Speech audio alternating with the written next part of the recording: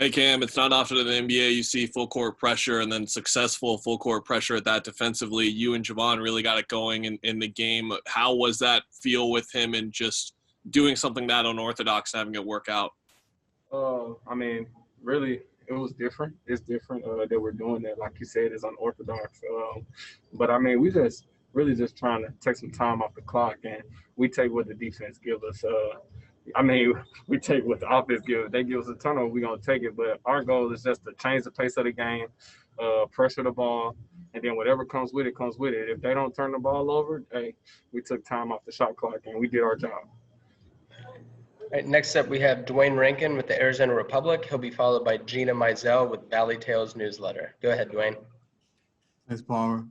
Cameron, just had a couple questions. One, I'm sure you always have had a situation where you work out of your own, like a shooting slump. But how good did it feel to get your shot back last game? And then second, Coach Williams had given you guys a message earlier in camp, just about how, hey, look, the league's sending us a message about where we're staying. Now we have to show, get our respect in the league. How did you guys take that message from him when he delivered that? Well, first and foremost, I mean, my shot, it's going to come with basketball. I mean, I can't say I'm going to be a perfect player. I make mistakes, and the shot ain't falling. I got to get back to the gym and get back to my mechanics, all the way back to shooting one-handed, and just finding my mojo and getting my mojo back. Secondly, he just always try to tell us to take everything in. We're here to send our message. We have to come and be prepared every game as we trying to make it to that eighth spot. No question about it. So our goal down here is to, we hungry, and that's the one thing about this team and Monty himself, that we're all hungry, and we're here to trying to let other teams know that we actually here for a reason, and we're just not here to help people get ready for the playoffs. We actually here trying to get a spot. All right, Cam, next question comes from Gina Mizell with Valley Tales Newsletter. She'll be followed by Dave King with Bright Side of the Sun. Go ahead, Gina. Hey, Cam, I'm just curious, is there an aspect of your game that you feel like you really worked on either in the G League or maybe even in China that you now feel like is kind of paying dividends and that you're able to show it in NBA games now? I'll probably just say defense. That was one of the big things because I'm not as a big of a guard. Defense was huge. Everyone always preached that on me to be better defensively, so I took it, ran with it. So my goal every night is to come out there and just try to disrupt the other team's offense any way I can. If it's just contesting a shot, my length, I feel like I could alter a couple shots and, then just bring my energy every day, not just on game day, but every single day. And then, like I always preach, just being consistent on the offensive end. All right, next up we have Dave King with Bright Side of the Sun. He'll be followed by Evan Sidery with Forbes. Go ahead, Dave. Cam, I got a two-part question. First of all, has Coach talked to you about rotating on your backup point guard position, or do you feel like you're going to be in there every game? And then second part is he's mentioned that you and Javon Carter are a really good tandem side by side in that second unit or whatever minutes you can play together because of your defensive intensity. Have you guys talked about that at all between you? No, we haven't talked about it. But, as we sit there and watch film, obviously we wreak havoc in the backcourt defensively.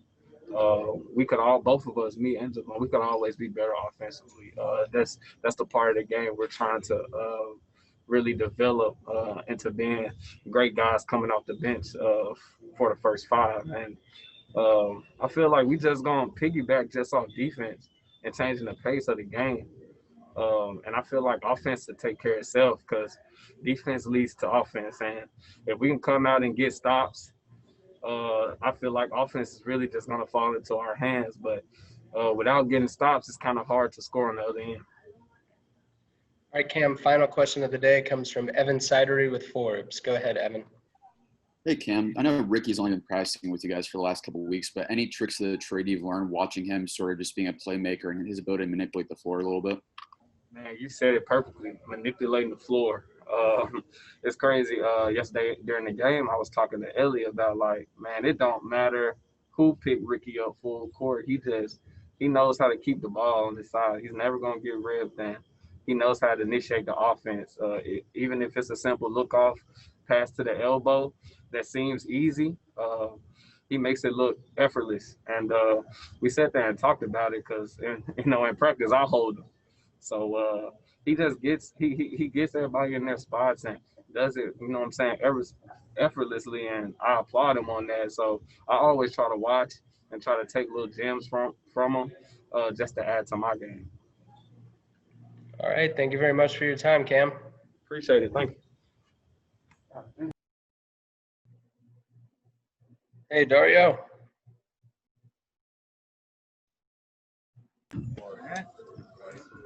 All right.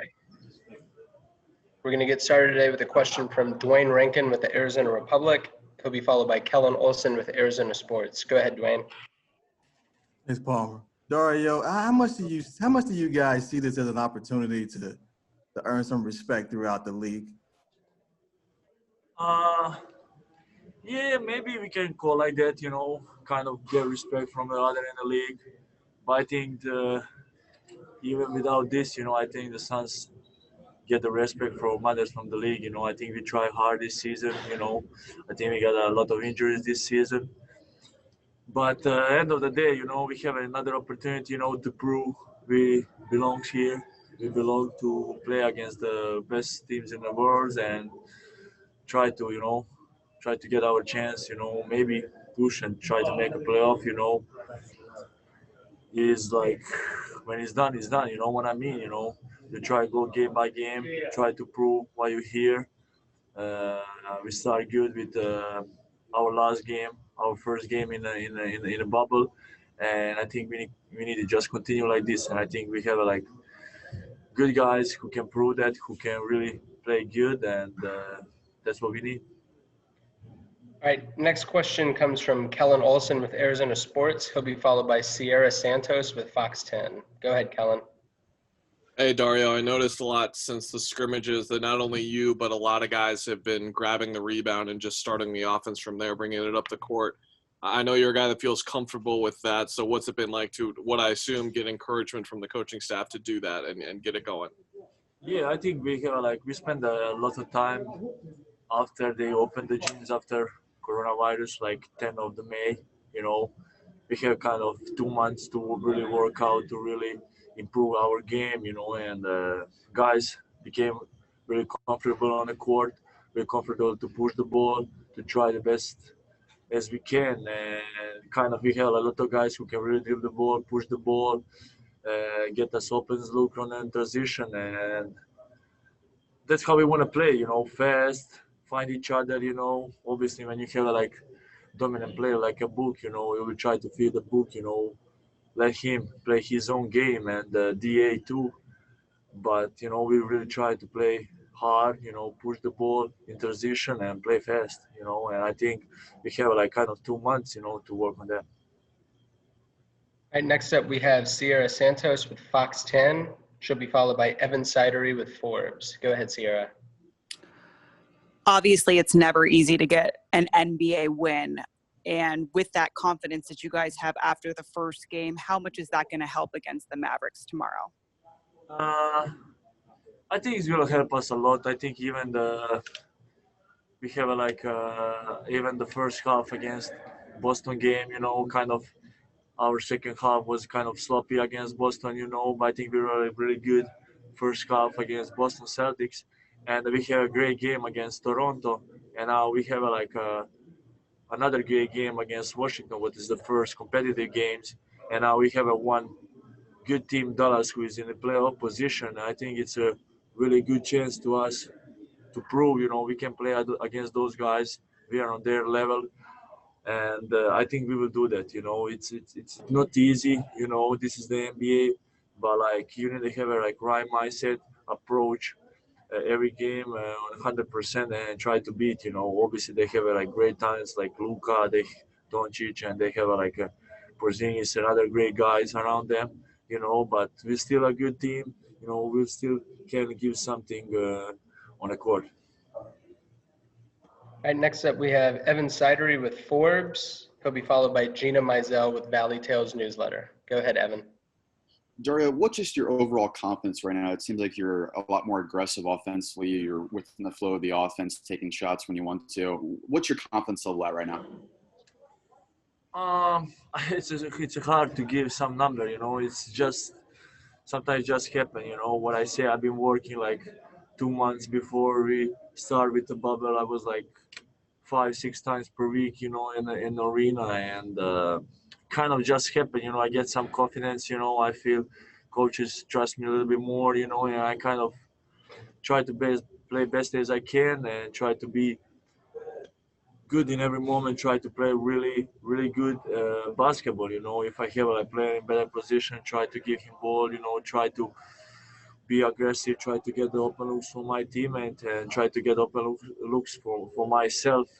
And it's a hard to describe how and what happens sometimes in basketball is like this, you know, especially if you know a like main guy, you know, like when some guys get like when they have a ball all the time, you know, the games comes, but like when you're kind of role player, you know, sometimes takes a time, sometimes takes to adjust on the new team, sometimes takes, you know, to really feel the new team, you know. Maybe they just happen. Maybe I have like 2 months of nice work in the Phoenix. It's hard to say.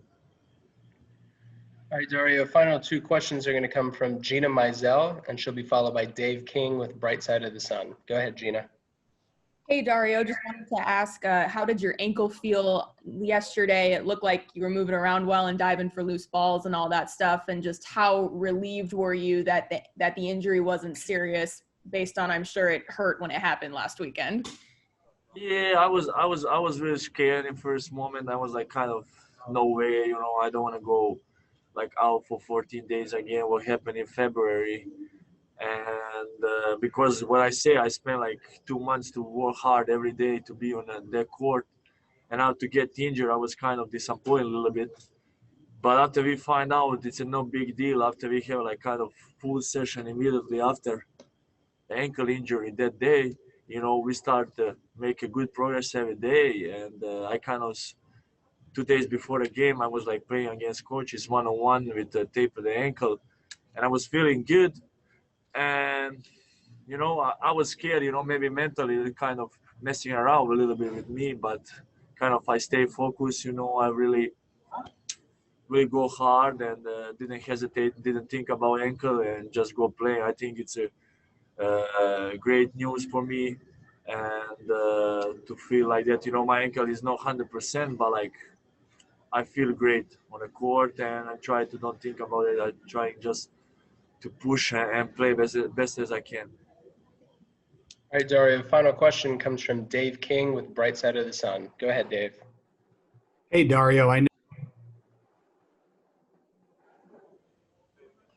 Sorry, Dave, I think we lost you there. You can go ahead and ask your question again. Okay, can you hear me now? Yeah, all good. Hey, Dario, I know every player wants to start, but you came off the bench on Friday, and it looks like when you're not out there with the primary playmakers, you can be a playmaker. You can pass from the high post, and you can drive and make decisions. Do you feel comfortable when you're in a decision-making role like that, you know, with that second unit? I think end of the day, it's a coach decision. I really was starting like whole my career back there in Europe, you know, most of the time in an NBA, you know, and I feel good, you know, starting. But end of the day, it's a coach decision. And I was feeling great, even starting from the bench. You know, I try to really focus on my game, try to play what I say best as I can, try to, what you say, maybe have like more looks from myself, you know, to make a place for other guys to push the ball. Maybe that was the reason I start from the bench. Is really hard to say. End of the day, it's a coach decision, but like how I feel, you know, I feel better when I'm starting, you know. Maybe it's just natural, maybe it's just in my head, you know. It's hard to say. But even coming from the bench, I was feeling good, you know. It was a little bit tough from beginning, you know, to get warm first couple of minutes, but like after that, you know, I was feeling good and great, you know. Here with a question from Dwayne Rankin with the Arizona Republic. He'll be followed by Kellen Olson with Arizona Sports. Go ahead with your question, Dwayne. Thanks, Palmer. Are we good? Yeah, you're good. Go ahead, Dwayne. No, I'm sorry. I just didn't want to interrupt anything. Coach, I saw before the game, Fox Sports played a short clip of you talking to the team, and essentially what you said was that the NBA sending a message to you guys as far as the pecking order by where you guys are staying at the hotel.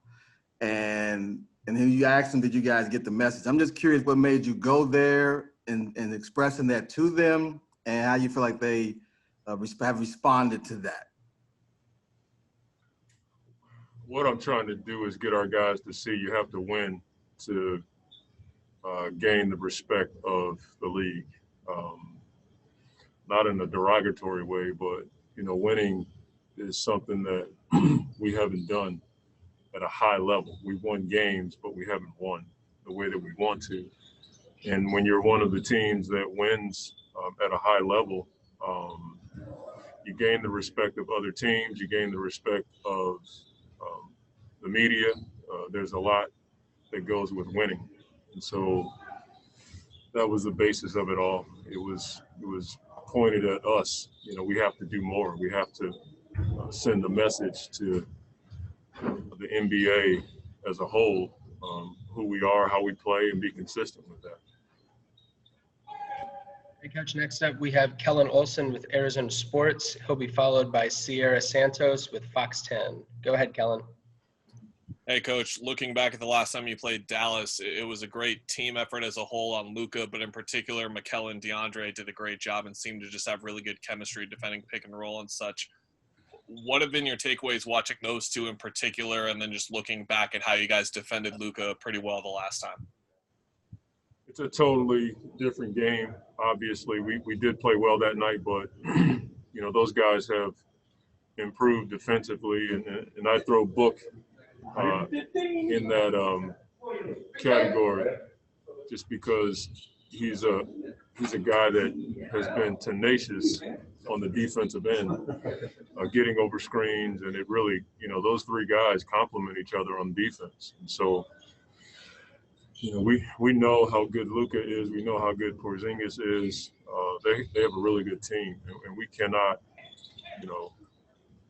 rest on what we did in the previous game. We know that they're going to be playing at a high level, and everybody here is focusing on basketball. That's all we have, basketball and each other right now. And so you're seeing a lot of good basketball across the board. So I expect both teams to come out and get after each other, but I don't want to rest on that game. We have to improve in a number of areas, and Luka's a guy that you can't really stop him, but you can try to make it tough on him, and that's what we want to do. All right, next up is Sierra Santos with Fox 10. She'll be followed by Gina Mizell with Valley Tales Newsletter. Go ahead, Sierra. Hi, Monty. Just wondering, what do you want to see as far as the biggest improvements tomorrow? You guys already have the first one under your belt. You know what to expect. What is it going to take to send that message that you're talking about to the Mavs and to the league tomorrow?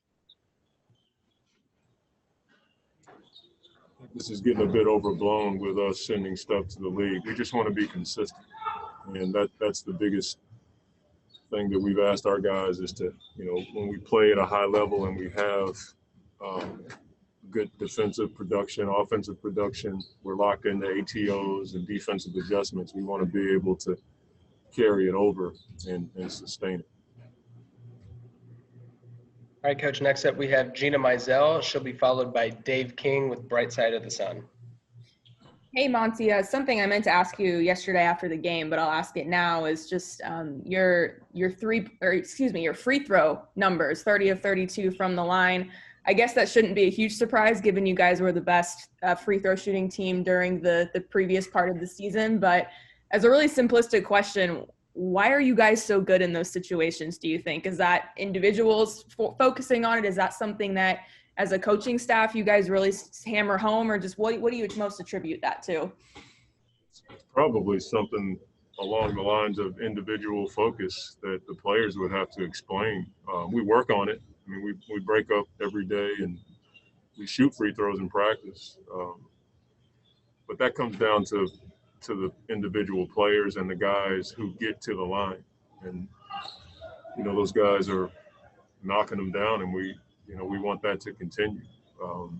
And that's the consistency that we're talking about, you know, making sure that when we play against teams, they know they can't just foul us blindly, because if we're in the bonus, we can go to the line and get 2 free points. So I'm thankful that it's been that way, but that's probably something that these guys would have to explain to you, like what's their mindset, their routine, you know, that kind of thing. It's different for each guy. How many dribbles, you know, where they stand, whatever it is. Like, I think that's something that they would have to tell you, but we do work on it, and it's something that we look at on the stat sheet.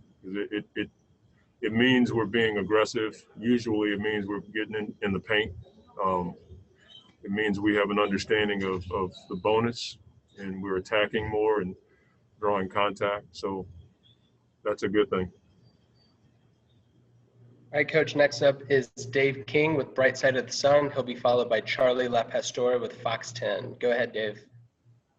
Hey, Coach, it's a little early on in the process, but I noticed today when I was watching some of the basketball games, it looked like the teams on their second game after one day off looked a little bit less focused than they were sharp than they did the first game. Do you worry about that with the Suns and well, obviously, hopefully the Mavericks will have that problem, but definitely, do you worry about it with the Suns not having as much sharpness? You know, I think it's always a concern, you know, what kind of production from a focus and energy standpoint are you going to get from your team? That's always a concern, but our guys have shown that we play with a great level of intensity and force, and night in and night out. So it's not something that we talk about a lot. We expect it. I think the players expect it from each other.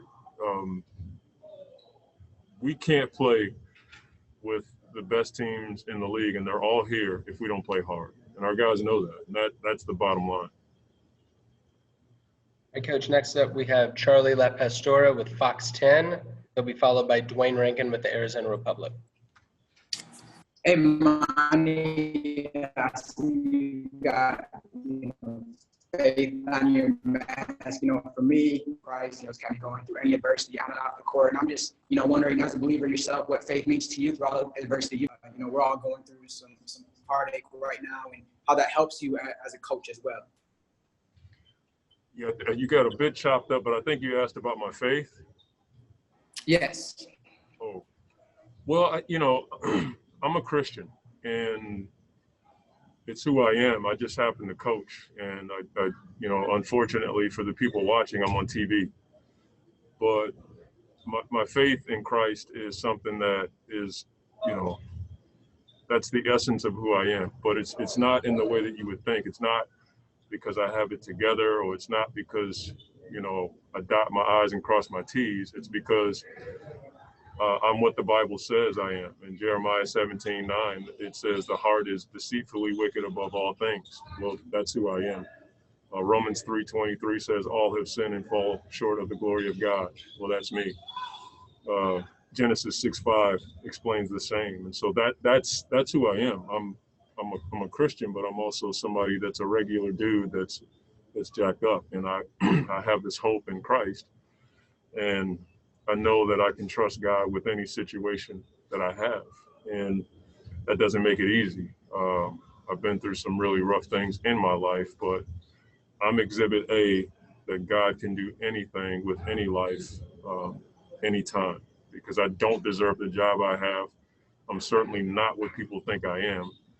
And, you know, God makes me look better than I deserve. And I've said this about my life since I can remember. God knocks it out of the park, and I get to run the bases.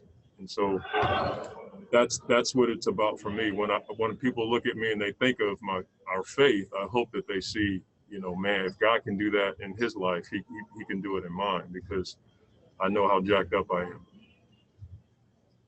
All right, Coach, final two questions are going to come from Dwayne Rankin with Arizona Republic and then Evan Sidery with Forbes. Go ahead, Dwayne. Thanks, Palmer. Coach, just wanted to ask you about Aaron. I know you didn't play him the last game, wanted him to get his cardio up and get some reps.